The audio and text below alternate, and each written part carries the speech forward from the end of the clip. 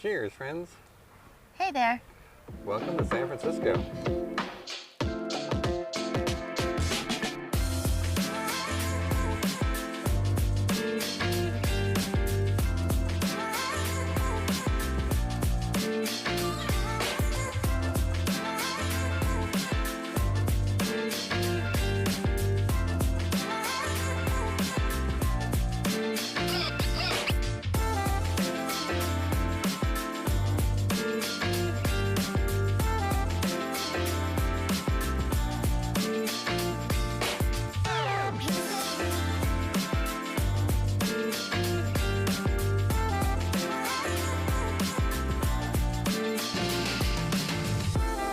So we just finished up our week here in San Francisco.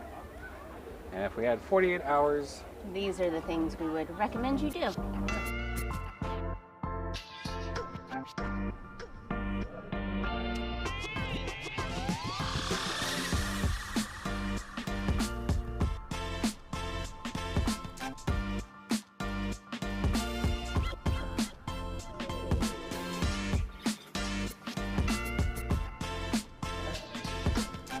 so we're just finishing up our 1 week stay here at the Kensington in San Francisco.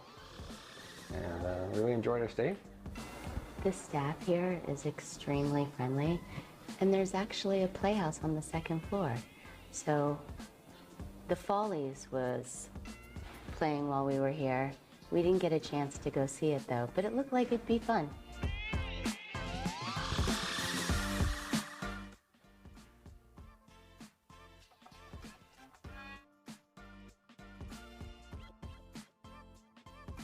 The room was very comfortable, king-size bed, soft, squishy, pillows, and a lot of them. I think there were 5 or 6 on the bed. And then a down comforter, which I always get cold at night. It's on the small side, but they make great use of the space.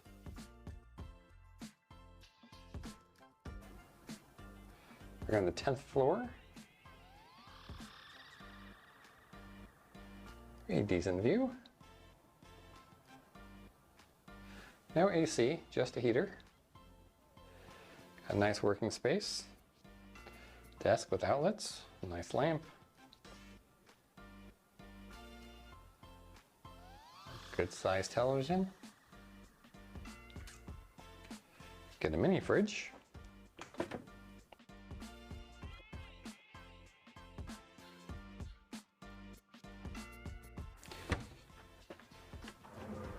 Oh, that'll make for a nice desk.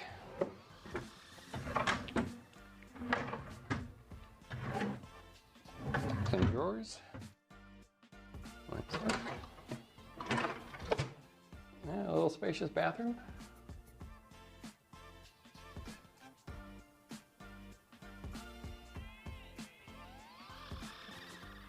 The shower was great. It was hot, almost too hot sometimes, so that is a plus.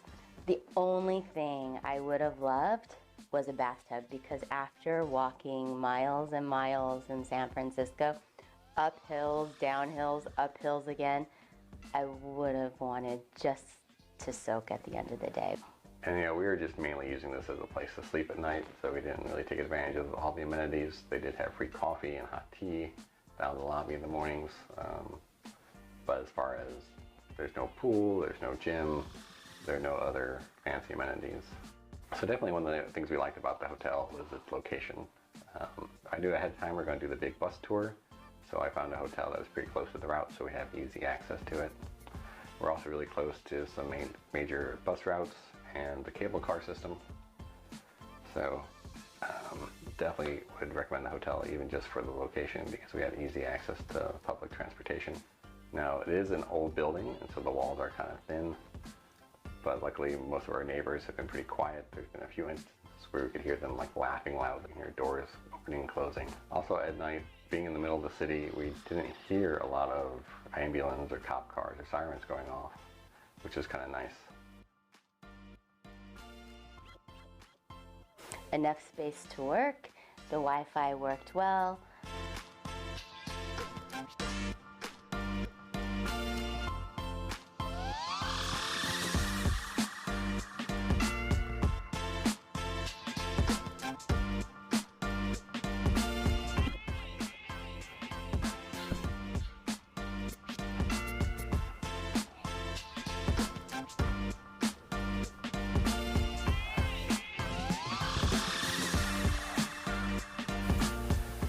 we're coming back to San Francisco, we're recommending a place to people. The Kensington Park Hotel would be on our list.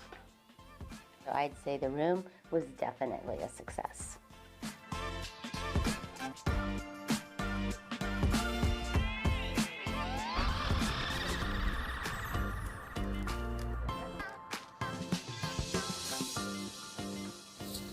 So the first thing we would recommend is the Go City Pass.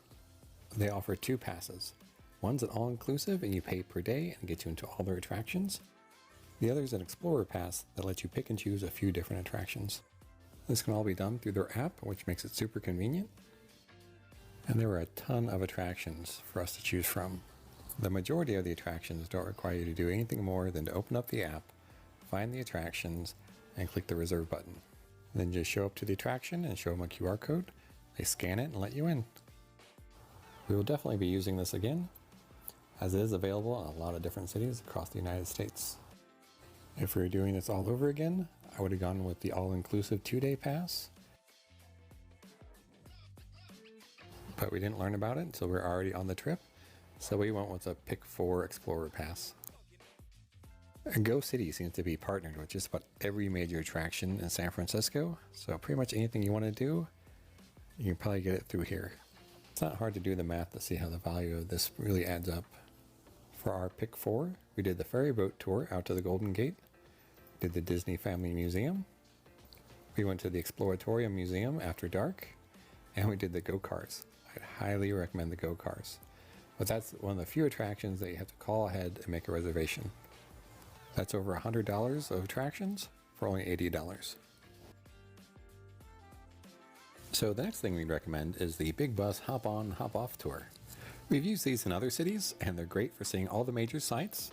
They're pretty reliable, showing up to the bus stops every 15 minutes. And you don't have to worry about traffic and you don't have to worry about parking. You just have to worry about the weather.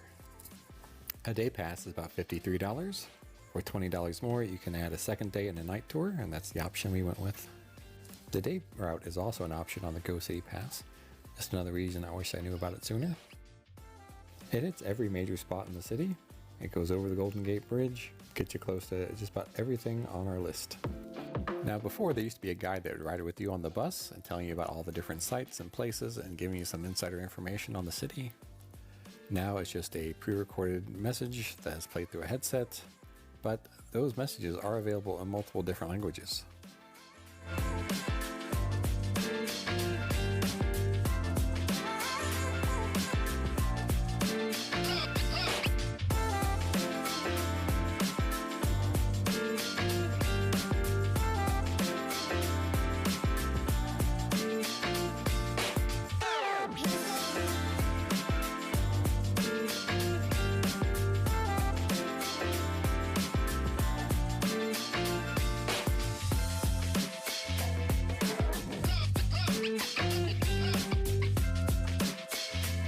Got the bus at Union Square. The first stop was Alamo Park, home of the Painted Ladies. Down here at Alamo Square, you'll find the Painted Ladies. Probably made famous most by the intro to the show Full House. There's one for sale, if you're interested. So for $3.5 million, you can own this multi-family home right here. It looks like it's a fixer-upper. And you can have the joy of looking out your windows every day, seeing all these people taking pictures of your house. So unless you're a big fan of the show Full House, you can probably skip this stop because that is all we found to do in this area. Just take a picture of those houses. And it's back on the bus, and the next stop is Haight-Ashbury. So we made it down to Haight-Ashbury. This is the epicenter for the 60s hippies movement and counterculture. It's a pretty cool little neighborhood. A lot of thrift stores, antique stores, tasty shops. Yeah, that was more of a touristy, eclectic shopping district. But worth the time to come walk around. Yeah, it's definitely been fun strolling these streets.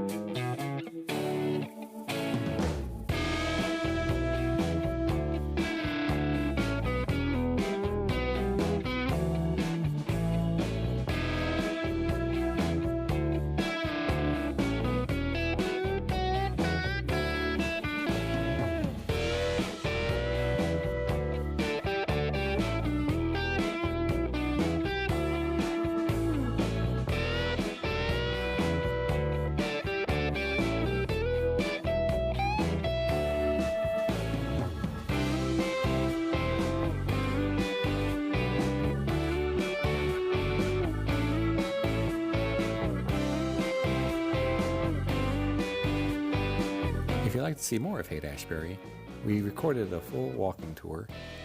It's part of our Walking Wednesday series. We'll link to it here. The next stop we'd really recommend is the Golden Gate Park. You could spend your whole day just at Golden Gate Park. It's over 1,000 acres. There are numerous attractions and little hidden treasures spread throughout the whole park, in addition to all the events that happen year-round. What's crazy to think about is this land used to be nothing but sand dunes, referred to as the outside lands, until 1871, when the city began to terraform it. And now it's a lush green park with over 7,000 different types of plants. So I'm not sure what the special occasion is, but they evidently had the street blocked off to cars, and so it's just bikes and pedestrians coming through the park right here. It's super nice. So we found our way to the Conservatory of Flowers. It's open Tuesday through Sunday from 10 a.m. to 4 p.m., but they stopped admitting people closer to 4 as we found out. But it's still worth a visit and something we would recommend, as the grounds around it are just beautiful. June through late August and early September are the best times to come, as most of the flowers are in bloom.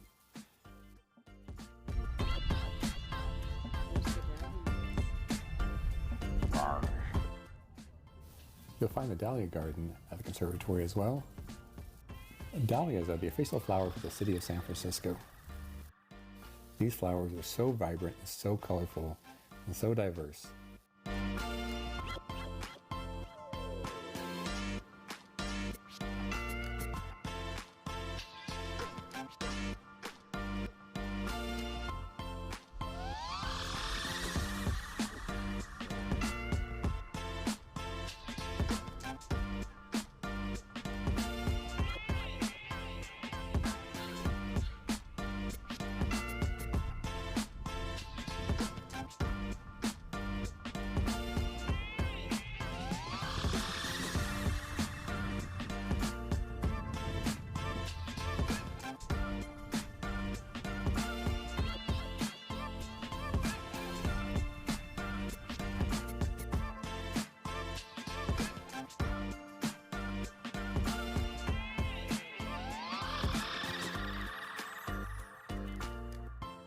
Next on the list, and also located in the Golden Gate Park, is the Japanese Tea Garden.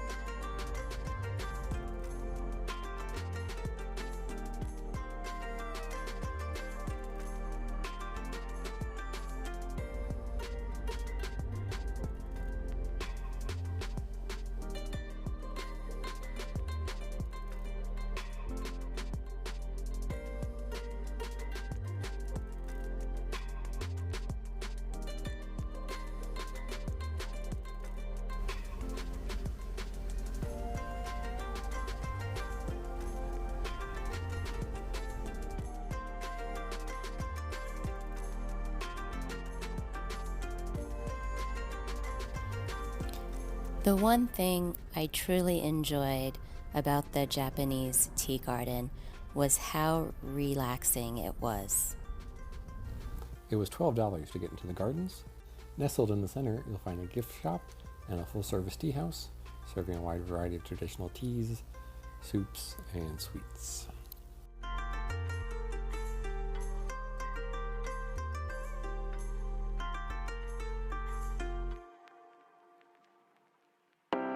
And you can't go to the city by the bay without going over the Golden Gate Bridge. Isn't she beautiful?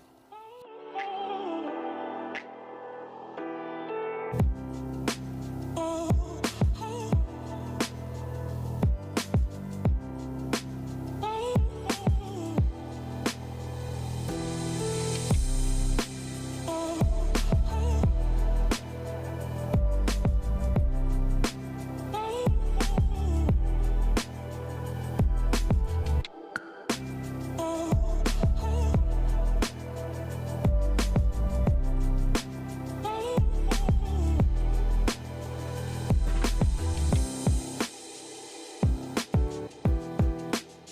So this is the part of the tour that gets especially cold, regardless of it being a beautiful day in San Francisco.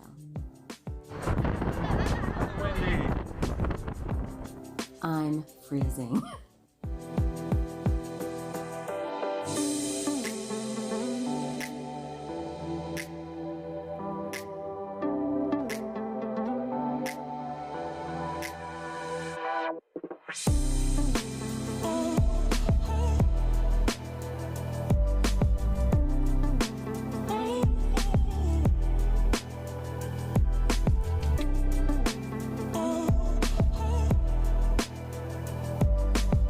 In addition to driving over the Golden Gate Bridge, you can also rent a bike and pedal across it, or you can go under it.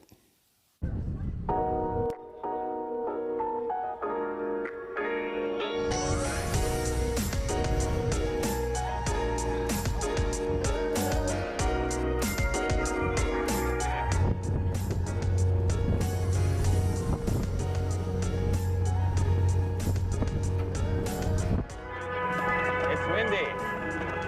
This is a cold one too. I'm still freezing.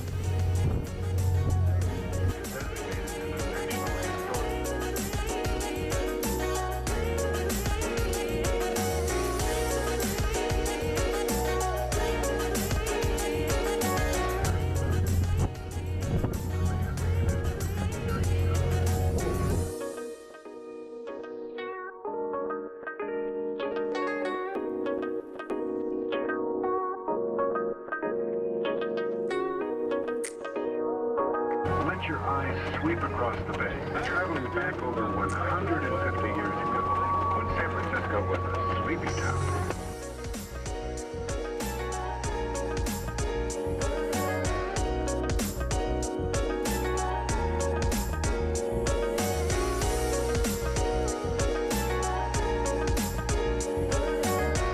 The ferry ride's about an hour long, costs you about $37. We booked it with our Go City Pass.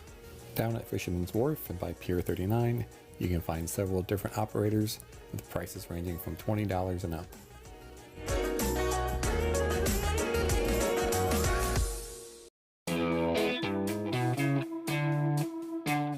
San Francisco is not short on great places to eat.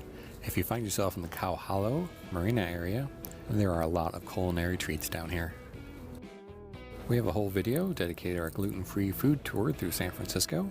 We'll put a link in the description and a card up above.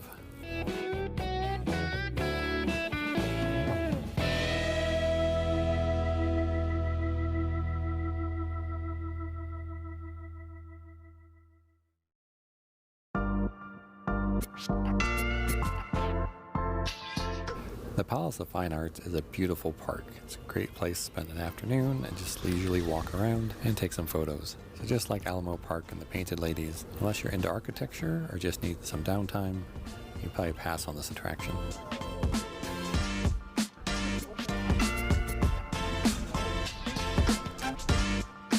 The Palace of Fine Arts is right on the edge of the Presidio Park.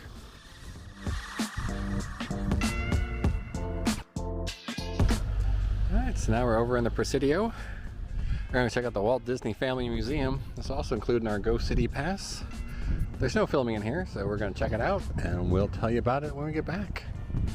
So there's a lot of information there, for sure. We spent 2.5 hours just walking through it. Oh my, I didn't realize it was that long. Yeah, and obviously it's more about his family and his upbringing. It does get into the history of the studios. Yeah, and then a little taste of Disneyland and the potential of Disney World at the end. But a neat exhibit was, you know, in the early 1930s they did the black and white animation of the Ugly Duckling, and then again in 38, 39 they redid it, and just the technology had changed so much in those 10 years, it's crazy. Oh, I found it all to be rather interesting. I'd say if you're a big Disney fan and you want to know about Walt Disney the person and his family and history, this is a great little exhibit. Don't know if I would drag the whole family with little kids. Yeah, I wish they would, and maybe they do because we didn't download the app, but have something where you'd be able to listen to it more.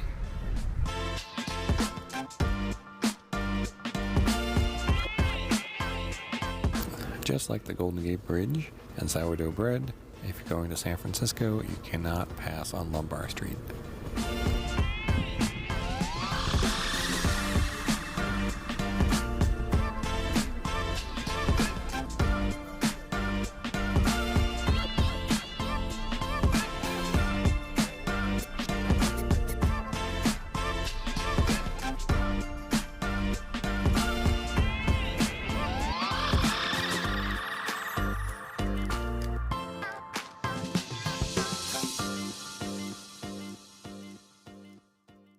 Know what? Try to look warm.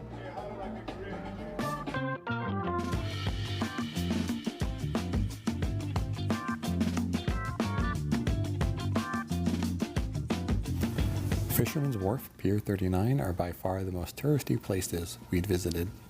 Here you'll find those world famous sea lions, if it's the right season. Here you'll find all kinds of food and snacks, restaurants, plenty of souvenirs and different types of shops, street performers, and street vendors. This is where the majority of the ferry boat tours leave from, and you also find Bodine's Bakery. Now I can't say that any one particular shop or restaurant really stood out to us here, but collectively the area is worth a visit. We covered this whole area in a virtual walking tour, which we'll link below and put a card up above. Sourdough bread bear.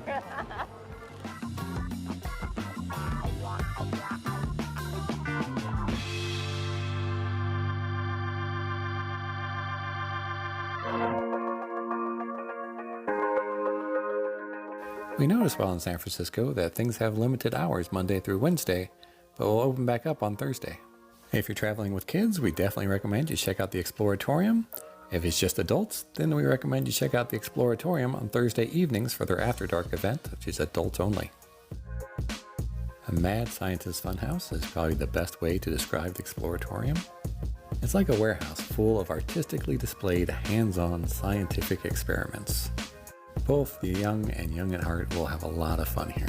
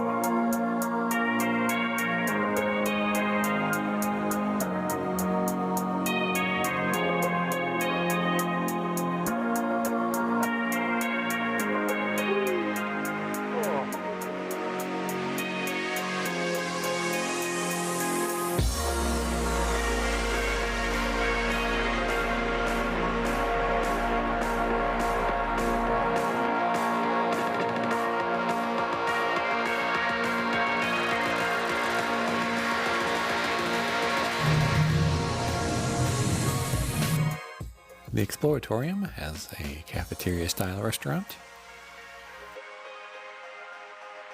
and a full-service bar for the after-hours event.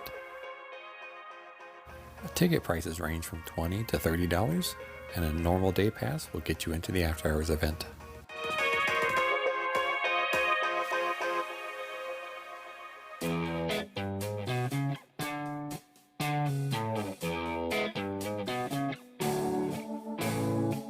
And finally, we would recommend the Go Cars San Francisco tour.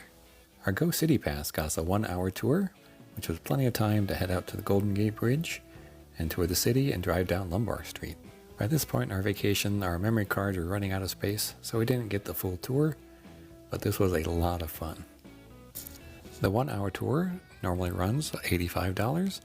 They have several different ones to choose from, and you do have to call ahead and make a reservation.